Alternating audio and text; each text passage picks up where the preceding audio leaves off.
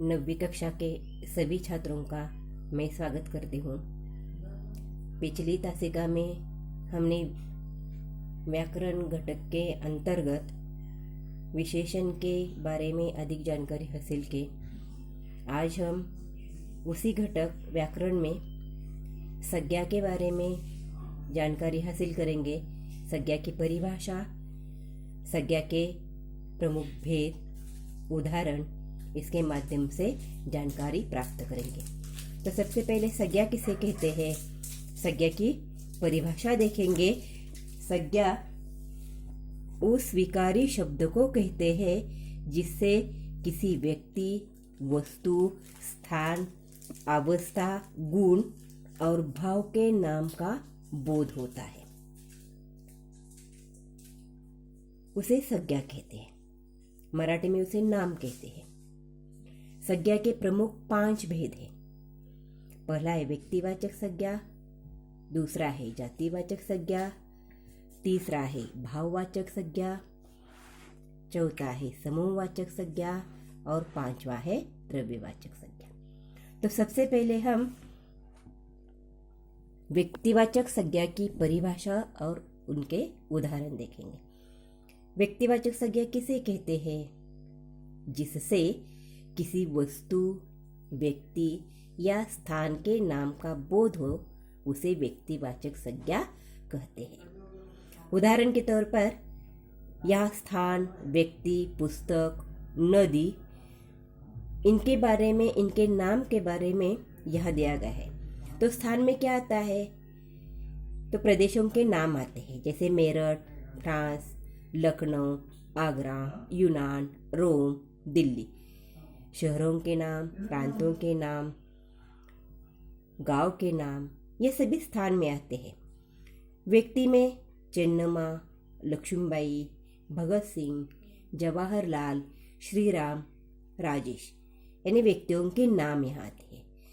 पुस्तक में रामायण, महाभारत, गोदान, सूरसागर, कुरान, गीता आदि का उल्लेख यहाँ किया जाता है।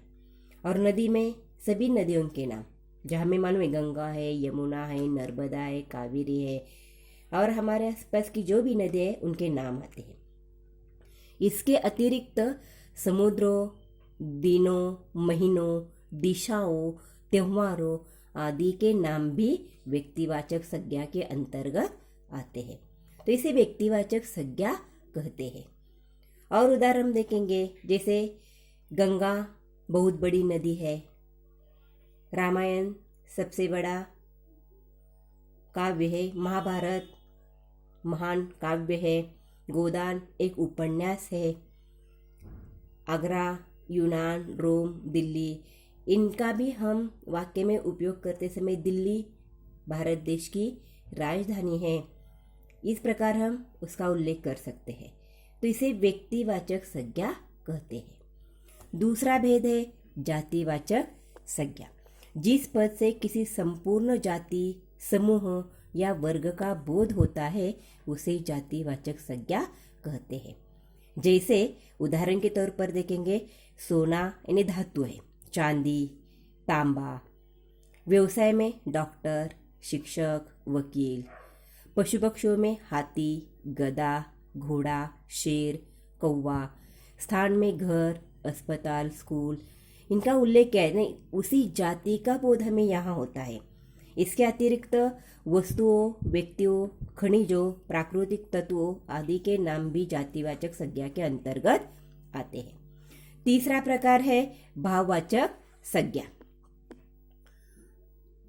इसकी परिभाषा देखेंगे, जिस संज्ञा पद से किसी वस्तु या व्यक्ति के गुण, स्वभाव, स्थिति या अवस्था का बोध होता है, उसे भाववाचक संज्ञा कहते हैं। उदाहरण के तौर पर देखिए, जैसे ऊंचाई, गहराई, मूर्खता, घृणा, प्रेम, बुढ़ापा, बचपन, यानी चेहरे पर जो भी भाव उपस्थित होते हैं, उसका उल्लेख भाववाचक संज्ञा के अंतर्गत होता है। चौथा भेद है समूहवाचक संज्ञा। इसकी परिभाषा हम देखेंगे, जिस संज्ञा द्वारा व्यक्ति या वस्तु के समूह का बोध होता है, उसे समूहवाचक संज्ञा कहते हैं। हम जानते हैं समूह कैसा होता है, व्यक्तियों का होता है, फूलों का होता है, दलों का होता है।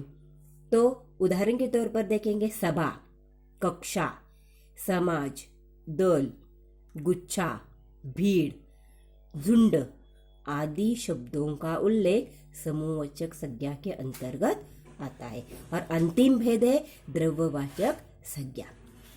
उसकी परिभाषा देखेंगे, जिस संज्ञा द्वारा माप तौल वाली वस्तु का बोध होता है उसे द्रव्यवाचक या वस्तुवाचक संज्ञा कहते हैं। उदाहरण के तौर पर देखेंगे तेल, पानी, तांबा, सोना, पीतल, पेट्रोल, चांदी आदि का उल्लेख यहाँ किया जाता है। तांबा और सोना, पीतल, इसे आग से जलाने से वह पतला हो जाता है, उसका द्रव्य रूपांतर हो जाता है, इसलिए वह द्रव्यवाचक संज्ञा उसे कहते हैं।